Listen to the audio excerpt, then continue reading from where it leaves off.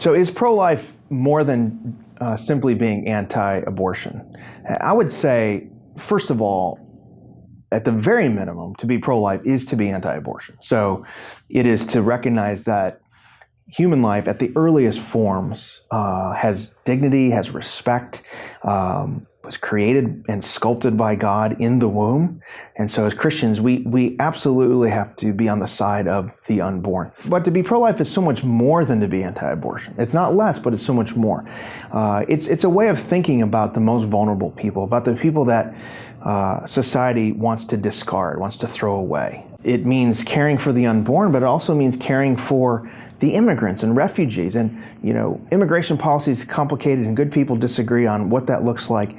But in the way we think about the immigrant and the stranger, that they're created in the image of God, that they're worthy of dignity and respect, the way that we care about the elderly in our communities, that we resist the culture that wants to tell the elderly that they're no longer useful, that they're a burden on society, that they're a burden on our churches, even the way that sometimes our churches will prioritize reaching the young and the youthful and sort of send a message that we don't want gray hair, we don't want elderly people in our community. As a Christian, we have to resist that. To be pro-life is to say that every human being, regardless of their utility, regardless of what they bring to us in terms of giftings and talents and resources, every person is created in the image of God and has value to us. It's seeing people as whole people. It's about the poor, about seeing those who live in poverty as whole people. Martin Luther King Jr., when he was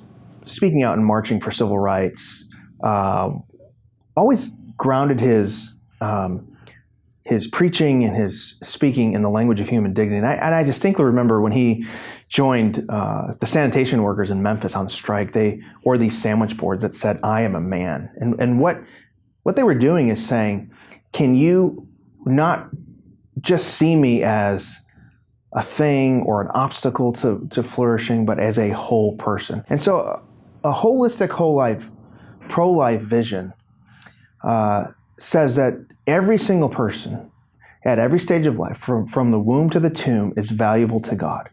And we resist a kind of cultural ideas on the left and the right that see certain groups of people as obstacles to our flourishing, see them as in the way, so to speak, of our own flourishing. And so I think to be pro-life is absolutely to be against abortion, but so much more than that. In the way we talk about the vulnerable, in the way that we think about the vulnerable, in the way that we approach public policy and politics, that we consider that every human being has dignity and worth, in the way that we speak and talk on social media. So I can be maybe pro-life, anti-abortion in my voting patterns, but then if I go on social media and I talk about certain people groups in dehumanizing terms, use language that reduces their dignity, then I'm not really pro-life. If I'm only pro-life every 4 years or every 2 years at election time, when it's sort of a reason to vote for or against somebody,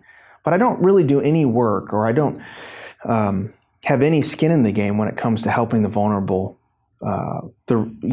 in between elections, then I can't really call myself pro-life. I have to say that it's more of a political thing. To be pro-life is really, I think, to transcend politics, and is a way of life, a way of thinking, a way of interacting with people. It's echoing God's beautiful and rich vision of what it means to be human.